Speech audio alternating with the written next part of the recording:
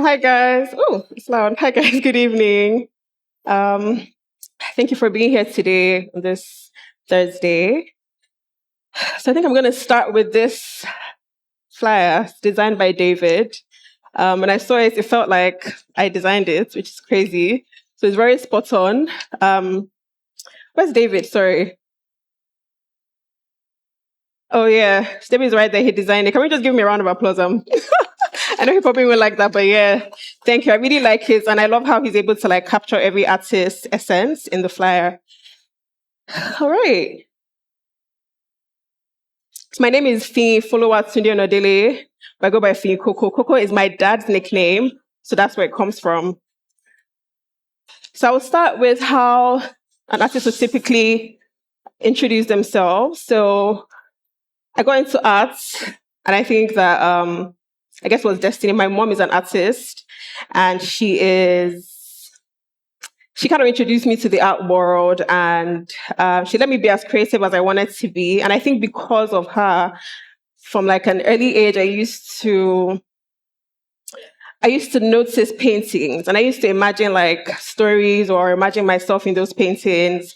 And a lot of those paintings had women, but they were always burdened with some type of activity. So the typical African woman is always carrying a calabash on her head. She's always pounding yam. She's always pregnant with a baby at the back. So I used to wonder why. And I would always want to make all these crazy stories, but it was very limited. So I used to tell myself, if I grow up, when I grow up, I'm going to make paintings that the woman will be doing any of that. Um, so yes, I read a lot about womanism when I was in uni. And womanism is in response to feminism.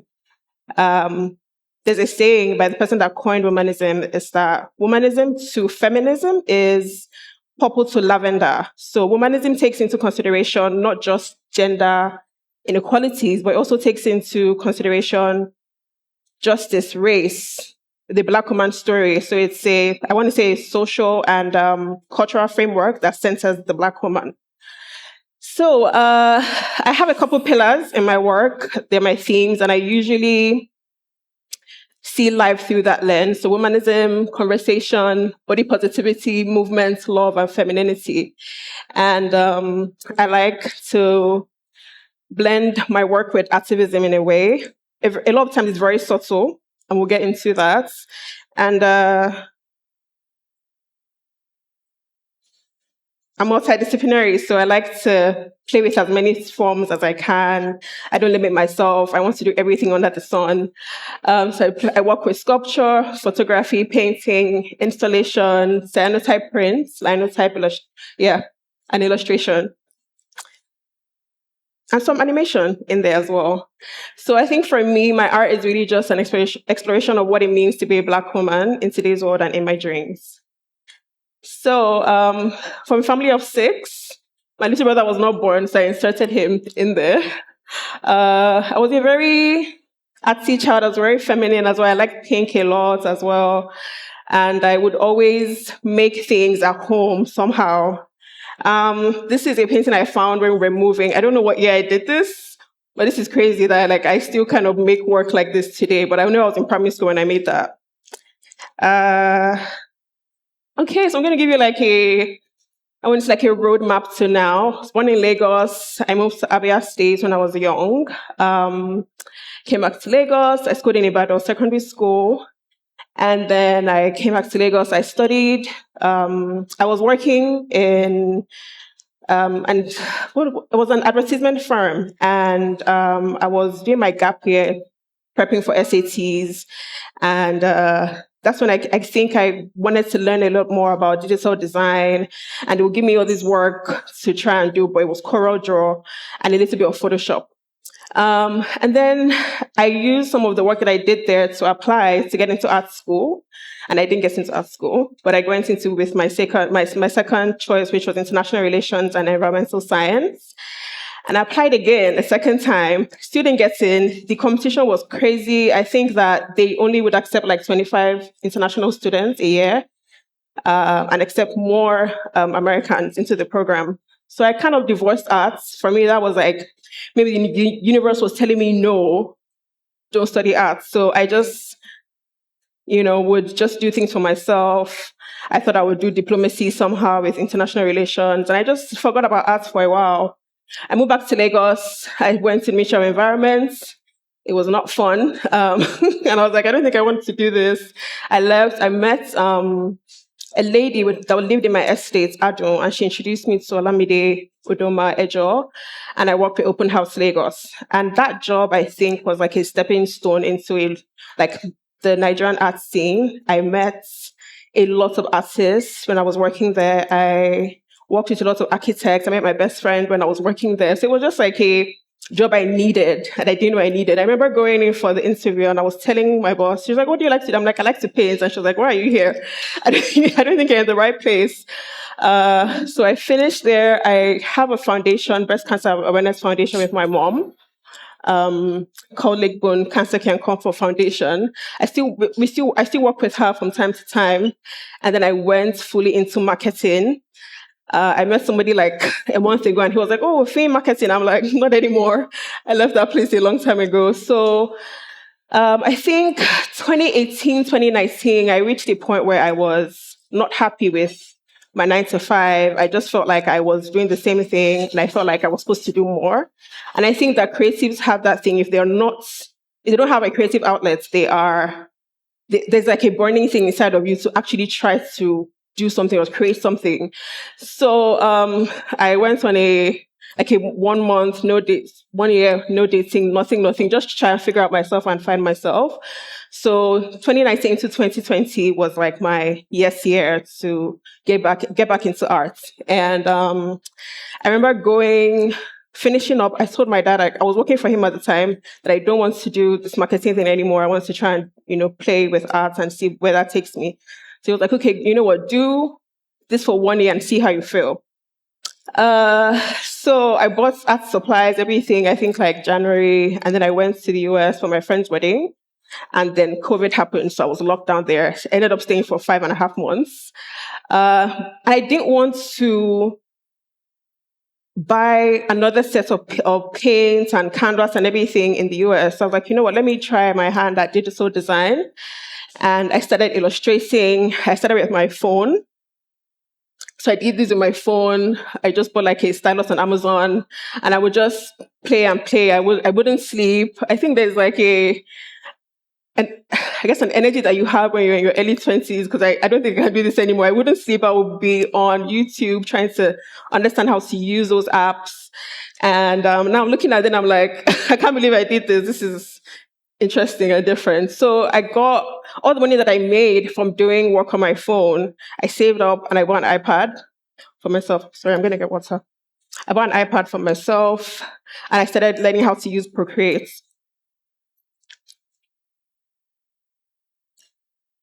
I started learning how to use Procreate, and I redid this. This is what I did on my phone. I tried to redo it here, and it's one of my favorite illustrations.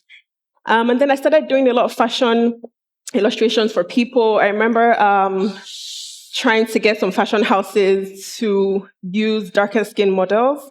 And I remember someone telling me, "Oh, they don't look nice." I'm like, "But your audience is Nigerians, right? So why aren't you using Black women?" And I think I went to her page like a couple months ago, and she's still using it. So I love that I did this at some point.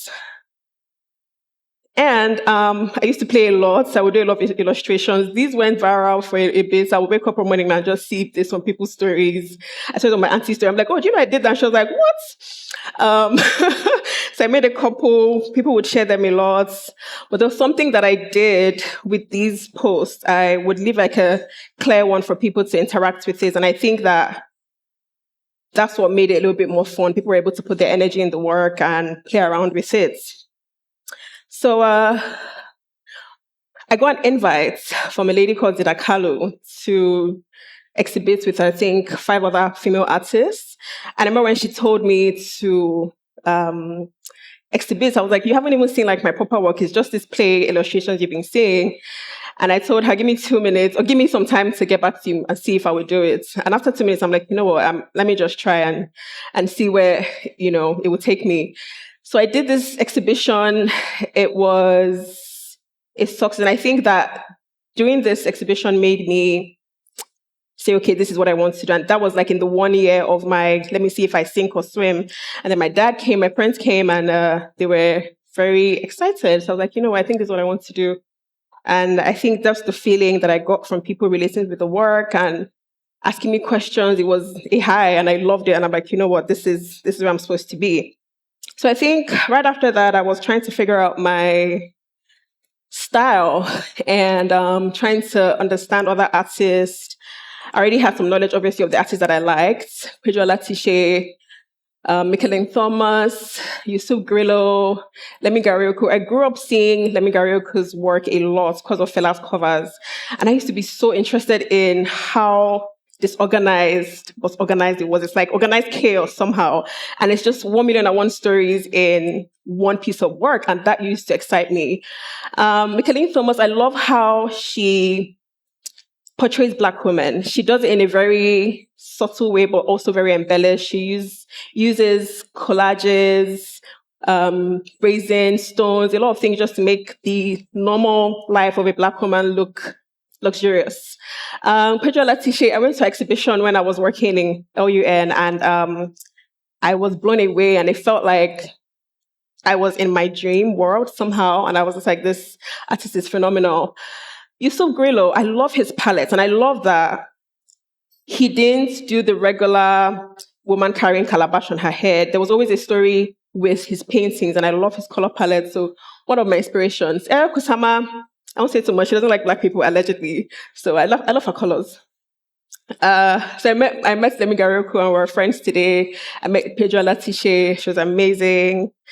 And then I went into this phase where I was doing a lot with like music and dancing, and I wanted to try and portray that in this Ijo series. I started from that, and it didn't even start from the music itself. It started from reading the newspaper with my grandpa, and I would see, like, I think in that one newspaper I was reading, back to back, it was a lot of I guess, bad headlines about Nigeria. So this was Root of Our Troubles. This one is Nigeria has a people problem. Nigeria boils. And I just, like, all of this is going, I feel like if somebody was visiting Nigeria and read that newspaper, they would be like, are you guys even in a war or something? So with all of that, with all the things going on, we're still very happy, jolly people.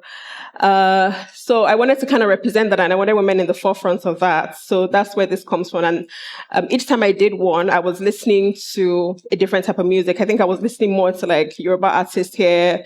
This was like Igbo High Life, and this was like a mix of I want to say Amapiano and SA House. And then I ended up doing one for an Ashake concert, and I loved Ashake so much at the time. So this was one of my favorite illustrations. So after a while, I was just trying to figure out my style as well. Sometimes I would paint these pictures in blue, and I would feel like, it doesn't look good. People won't want to buy this. So I was doing a lot of work based off of what I thought people would like. And I had a commission to do what I wanted to do, but I think the brief was to paint women, music, and colors at the time. Or maybe it was women and colors. And I did this, and I printed it because this is digital. I printed it, and I didn't love it. And I was on my way to deliver the painting. And I called the collector, and I was like, I don't love this. Do you mind giving me like extra time to create something new for you? I was like, yeah, go ahead. Create something that you love. And I ended up making this in like 2 days. He gave me a month. I made it in like 2 days, and it's what I wanted to create from the beginning. I was just holding back so much. And I think finally stepping into something that I wanted to do and just having the liberty or the freedom to create let me do this. And I was very, very pleased with it. He loves it. It's one of his favorite paintings. And then I just went crazy with this style, and I exhibited some. This one was at Afrofuturism exhibition, and it's called We Say, and then it's ASL for dance. And I remember the opening day, a woman came up to me and was like, "Oh, like, do I know ASL?" I was like, "No." She said, "Do you have any deaf people in your family?" I'm like, "No." I just wanted to create that, and she loved it so much. She took a picture for her son who was deaf. So I think at that point, I was thinking about how art can be more accessible to people that have some type of disability. So I guess I moved into, because I was finally embracing blue, I started doing a lot of work where it was just blue. Even my photography was very blue. I did an open studio and everything was blue. And it was just like me finally coming into myself. So I'll go back to blue. A lot of people ask me, like, where does blue come from? Why is this so evident? Why is this so, I guess, solid in your work? I grew up having blue dreams in a way. It felt like the dreams had a filter, and I didn't know that other people didn't dream in blue. So I remember talking to my childhood friend, and she was like, "Oh, she saw a red bag in her dream." I'm like, "You can see red? Like, how did that happen?" And that's when I realized that people were having normal dreams. But I met somebody in secondary school that had black and white dreams. So it's interesting that it wasn't just me. So yeah, I think because of that, I ended up loving blue a little bit more. And when I'm painting my dreams, it feels like I'm just doing what I'm seeing in my dreams. So I got to a place where I wanted to feel my work a little bit more. I wanted to hold it. So I started off with air drying clay in my studio. I remember talking to a friend, and she was like, "Oh, just start with air drying clay. Let's see where it will go." And I love this. It's one of the first things I created. I'm like, okay, maybe I'm supposed to be doing this. And I spoke to my mom about it. And she was like, "Oh, you know, your forefathers are sculptors." I'm like, I didn't know. I didn't know that. So it made a lot of sense. So one of the first things I created as well. Yeah, so I think that because I was really getting into it, I loved what I was doing. I loved getting dirty with the clay. I went to Benin, and I went to the museum, and I just, traveled around, and I loved everything that I was seeing. It's such a artsy city, and I saw how much Nigerians are so, I don't know, good with their hands, and I loved everything that I was seeing. So I think to a large extent, the work that I'm creating today, which feels very otherworldly, it's really inspired from that trip. So I went to Delta State for Hamatan workshop, which is just a 2-week program for artists and even non-artists, but it's just a space that it's in Delta States, that you can go away and just disconnect from Lagos, disconnect from whatever city you're from, and just really be with creatives. So and it's informal. It's informal education, so it's not like you have a curriculum to do anything. You just do what you want, and then there's an instructor there that will guide you through whatever you're doing. So I immersed myself in clay, and I started to learn the process of it, how you process, how you wait for the clay to dry, how you start molding, and just the different steps. It's very tedious, but I loved it. I loved everything that we did, and I gave myself a challenge. So usually if I'm going to do a program, I'll challenge myself to do something I've never done before.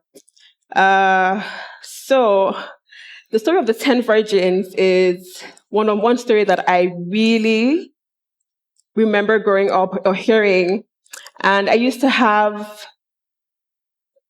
dream about what that story would be like as a musical. I don't know why, but I was very interested in that story. If you're not familiar, it's a parable in the Bible of 10 virgins that are supposed to marry a bridegroom, and they go to, I guess, the wedding or the church or whatever, and they have lanterns. Five of them bring oil, and 5 of them don't bring oil, and the bridegroom is late.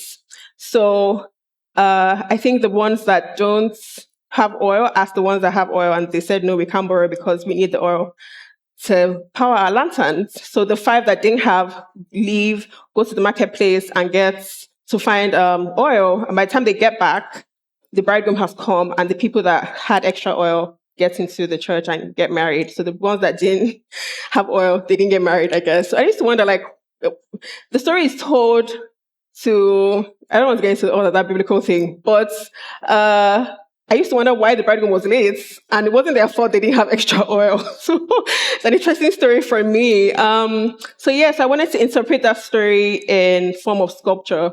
So I made these. So 5 of these, and this right here, I guess. So 5 of these have holes that light will come through, and this one was almost the same thing as well. And I think that's where I need help. I think that's where sorry. I think that's where sorry, should I come to you? Thank you. So the story kind of, started seeping into my work a little bit more. I don't know. I feel like now it's a pillar in my work. And just the story, it's like, it keeps giving me, I guess, something to work with. So I think that's all also influenced me to start making lanterns and lamps and stuff. So this is all inspired. This was at my first solo. It's literally the story of the 10 virgins. Some of them have lights, some of them don't. I imagine the ones that went to get oil, like on their way, because obviously it's a musical in my head, on their way, like dancing before they get to the marketplace. This was also a type of lamp, or some of them have lights as well, like giving light to the others. So in a way, I just see it as women that carry lights now. So it's not really about the significance of the parable. So I went on to create more interesting things. When I showed this, Pedro Latishe came for the exhibition and she said, you need to glaze your work because it will bring out the beauty more. I still paint them, but I took that advice very seriously. And I started to glaze my work a little bit more, play around with different forms and colors as well. Okay, and I've worked with a lot of talented photographers that will photograph my work, and it's always nice to see how they interpret it or how they capture it. And I think that if I love the work maybe at 90%, by the time they're done, I love it like times 10. Annie Roberts captured these ones. Victor Kalu, he actually did a video of this, and it was nice to see the work actually like rotate, and we used actual light in them, so ended up being very beautiful. Demola Mako as well. This is one of my favorite pictures, and just seeing how the photographers are able to like work with it and play around with it makes me very happy, because this was even not the mood board, a part of the mood board for photographing this work. This happened to be my shirt that he used, and it just, worked. So I started doing a lot more research on forms, and I found this artist. She's long gone, but I loved her form so much. And she works with plaster, but I like how everything, she'll make her form, she'll play around, she'll put plaster in like condoms or balloons, and it will come out very beautifully. And I ended up going for her exhibition, and I just was so interested. And when I went, I didn't know the other things that she did. So what she would do is, some of these works that she had, she would take it to blind children for them to experience arts and touch it and, experience art in a way that we can't experience arts. So learning about that, I was like, okay, I've been wanting to work and do more with accessibility, so accessible art. How do I do that? So I talked to some of my sculptor friends, and we went to Pacelli School of the Blind. When I was serving, I went there and I told them I'm going to come back and do something just for the children, because a lot of people go and they just, at the end of the day, they make the children work in a way because they are singing for them, clapping, and I know it can be boring. So I wanted to do something specially for them. So we had like a touch tour, and it was so beautiful. I love this a lot, and I want to keep doing it. So the children just continue, they just would touch it. They would ask me questions, and I'll ask them like, what do you think this is? And they had a really good experience. They ended up actually making their own thing. We bought fresh clay for them, and they really, really enjoyed it. So I want to keep doing this. They had a good time. And I think it makes me want to do more with making art accessible for people that can't experience it the way we do. So yeah, I got into Vincent van Gogh, and I was really interested in the kind of work that he does and his strokes, and especially his colors. And I think that it really influenced some of how my illustrations and paintings look today. Okay, so we're going to do a small case study. First one is my first solo, called Water Me. The name, I had thought of the name like maybe a year ahead. And that year, a lot of things were in reference to water. And then Tyler has made me swear. So when I heard that song, I'm like, people are going to associate this with that song so much. I tried to change the name. It didn't feel right. So I just kept it as it is. And I love it. I love that I still kept it. So I'm just, watch that 1 second. Put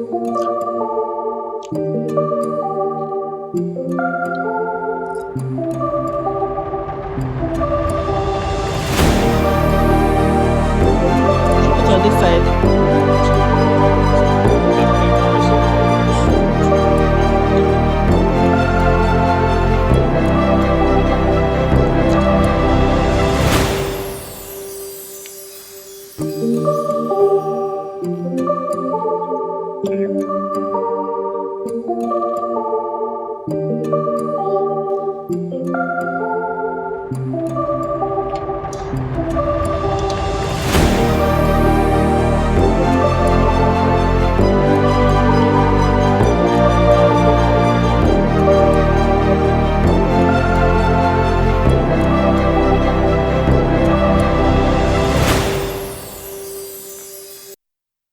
All right, so that's I guess a summary of what the exhibition looked like. This was my first solo, like I said. Hi,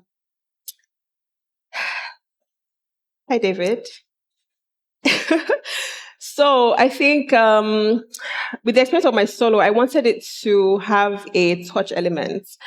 And I was trying to figure out a way to make that happen where they wouldn't touch the sculpture, right? And I knew I wanted to install, I wanted the presence of water in the exhibition. So I thought, okay, you know what? Let's do something that people can touch, feel, but would also pair with the fountain. So these were supposed to be, I guess, a replacement for coins, where you go to a wishing well, wishing fountain, and you throw in a coin and make a wish. So I wanted people to touch clay, feel what it feels like, connect with the art even a bit more, and yeah, I brought some of it for you to actually see what it's like and feel clay. And I think that it ended up being one of my favorite parts of the exhibition. That was the little fountain I had, and it was just supposed to, I guess, embody water, just get people to interact with the work a little bit more. Okay, and then for this solo, again, I did something I had never done before. I wanted to talk about what I was experiencing. And I know that I tweeted about it before I made this piece. And I didn't know a lot of women went through PMDD. I remember getting diagnosed. I'm like, okay, fine, this finally has a name to what I've been feeling. And I can't remember how many women were like, oh yeah, I have this too. I experienced this. And I'm like, why don't we talk about it? So I ended up doing a self-portrait about how I would usually feel like during those episodes. And a lot of people connected with it. And it's probably like my most vulnerable piece today. So yeah, positives. I think for the solo, it was like an entry into my art world. I had full creative freedom to do what I wanted. I think it brought about a stronger artist identity and maybe even some visibility as well. I was in a space where I was trying to figure out how to merge my many, many things that I do. So I liked how it went, how it ended up. I think emotional fulfillment. I wanted to do this before 30, ended up doing this. I was really happy with myself. And I think I also really connected with people that liked my art, people that collect my work a little bit more, and they're able to see kind of what I do. And I know people that had met me during the time I was doing just sculpture, like, oh, you paint as well. So I think that it brought even more people to connect with the work. And also, I got positives is the process was a bit lonely in the beginning, but I got a lot of support from people in my circle, and it made me know that I was really loved. Challenges. I had no prior experience to what I was doing. It was very scary to do the work, create it, and almost even curate what I wanted people to experience. Number two, Nigerian artisans. I didn't even know where to start with that because I was doing a lot of work with trying to make a well or a fountain. And my first fountain, the person I was working with to create, we started doing it. We ended up doing two as a backup. Um, he ghosted me. He just didn't answer my messages anymore, and I'd invested money, time. I was so confused. I cried many nights. So that's my plan A and plan B gone. So I started looking for another artist to work with. I made one myself. It did not work.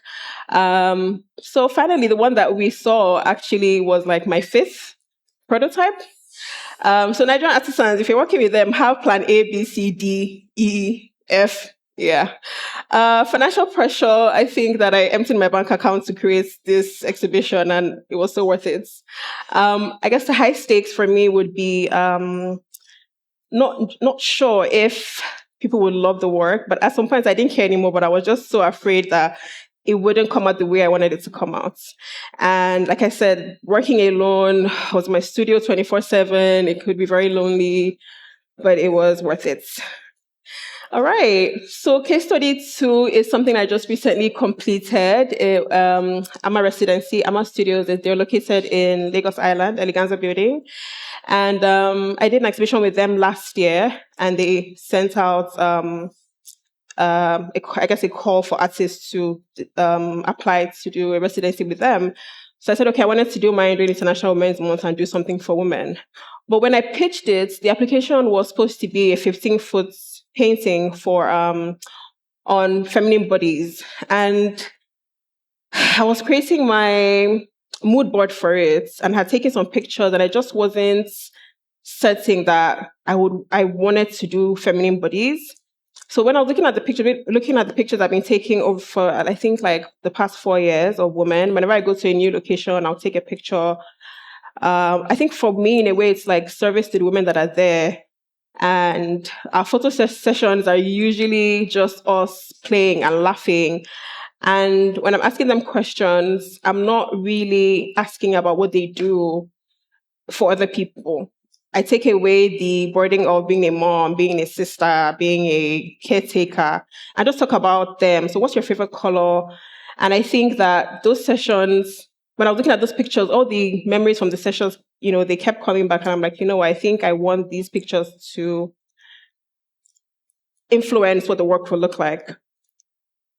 So this is kind of like my sketch of what I thought it would be. And for me, it felt like a declaration of ownership for feminine bodies.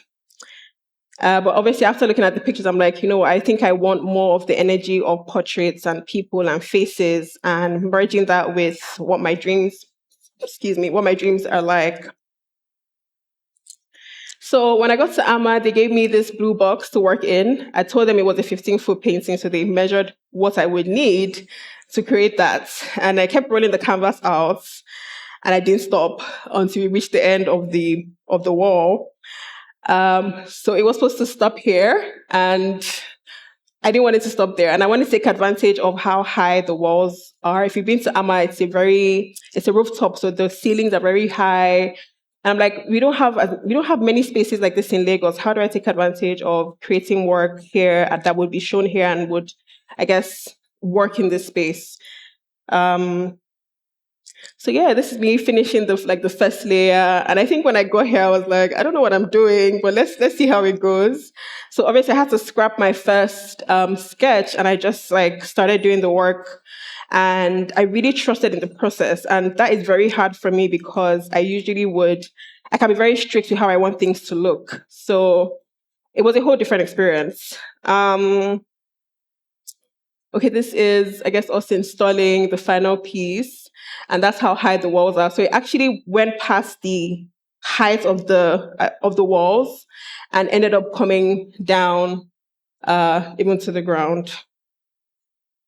So this is, I guess, one of my final nights of creating the work. And when I reached here, it felt like I was almost done. I think I finished it in 3 more days after I took that picture. So this is what the final one looks like. So 15 feet would have been around there. So I'm happy that I went almost to 40. Yeah. So this is what some of the parts of it look like, just to get a closer picture.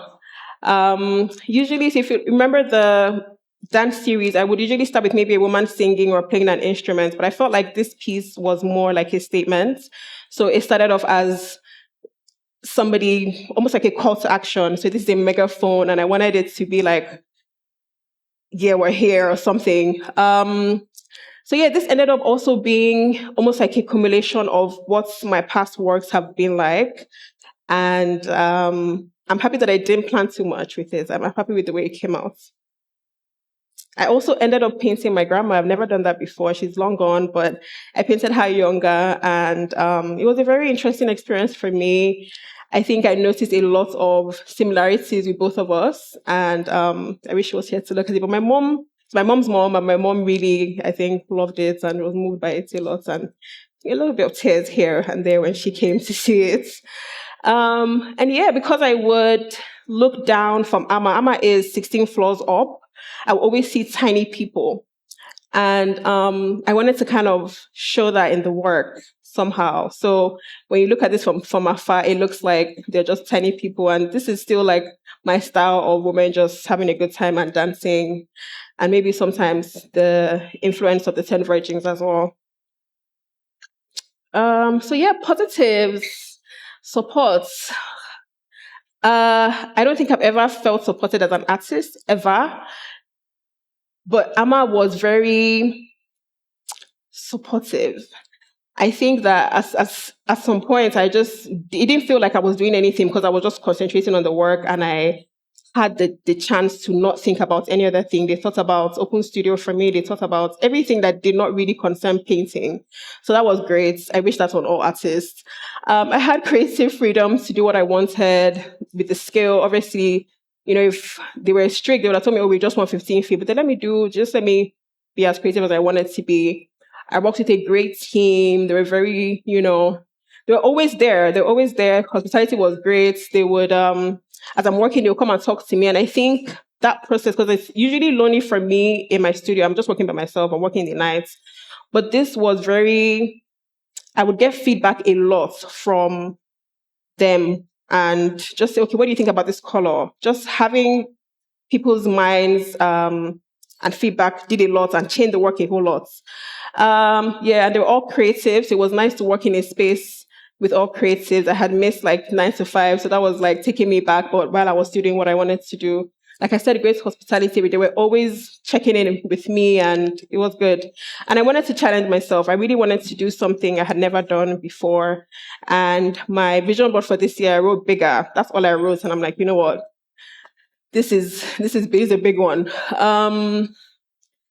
So challenges, different routine. Like I said, I work at night, so I was coming in every day, like probably 9 to 5. It was interesting because I feel like a lot of daylight energy was now in the piece. It didn't feel so dark, so blue. Walking away from my home studio was different because I can just wake up at 1 a.m. and start working. So I didn't have that opportunity. So what I would do actually is every night or at the end of every day, I would take a picture of where I stopped. And if I have an idea in the night, because I have very vivid dreams, and I do all my work. So I'll take a picture, and if I think of something, I'll put the picture on my iPad and just like sketch over it and see what it will look like. And then the next morning I'll rush and just try and create what I had dreams of. It was hard to balance scale and detail. I had never gone past 8 feet in my life. So I was like, how do I let people see the work from afar? How does this work? I played a lot with my sketches. So I would take it afar, see how this works. And that's why the biggest faces or portraits are at the back, so that when you see it from afar, you can still see what it looks like. Letting go of control. I can be very controlling with my work. And I think that because they were there to help and to aid me, it was very hard to say, okay, you guys can do this. I remember when I was trying to figure out the name of the final piece, they told me I had to give them like maybe 2 weeks ahead. I'm like, I haven't finished the work. I don't know what it's going to be called. So it was hard to let them have that control, tell me you have to do this by this deadline. And with artists, we can be very in our own routine. So it was hard for me to break out of that. But I enjoyed it. I'm happy that we were able to reach like a middle ground in a lot of decision making. So that was good. Time pressure. I had 1 month to complete this. But in reality, I had 3 weeks to complete it because we had to get a lot of things working, installation, everything before the actual exhibition. So it was a lot of pressure to really complete because I can do a 23 by 23 work in 1 month. So imagine doing almost 40 feet of work in that time. So I was moving like a mad person, honestly. Yeah, labor and sustaining energy. I was in severe pains every day. It was a lot. I would be working on the floor. I would be moving. It was just a lot, but it was worth it. It really was, but it was also very tasking. And there was one thing I wanted to show in the work, which was breast cancer awareness in some way. I have a foundation with my mom, so I also wanted to find a way to put that in there. Breast cancer is one of the leading causes of death for a lot of Black women, and my mom is actually a survivor. So in a way, it was almost like paying homage to her as well. So sometimes it's in my work. I don't really talk about it because it's just like an underlying thing I'm doing with the work or activism. Sometimes I'll have like scarification in my sculptures, or like one boob will be missing, and this one an old work as well. And just for me, it's just a way to kind of tell people about it or talk about it and have people know that um, early detection is the only thing that saves lives. But yeah, I'm very interested in, not very interested, but like I like how the internal structure of boobs look like. So what I did is now to make it look like flowers and just bring a fun way to kind of talk about it.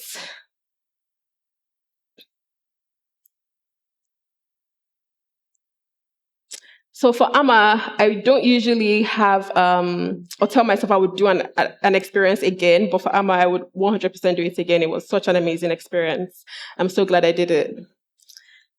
Okay, so for the future, I want to do a lot of things, obviously. I want bigger and better for myself, for my arts. I want to do a lot more animation. I play around with animation now and do a lot of moving pictures. It's very tasking, but I enjoy it a lot. So it's something like I really, really want to do.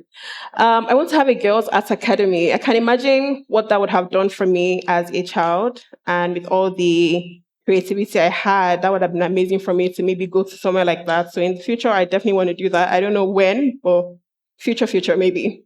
I want to do more collaborations. I want to make arts more accessible. I want to be able to do projects where the art is for people with disabilities and do more activism. And that brings me to the end of this. Thank you guys for listening.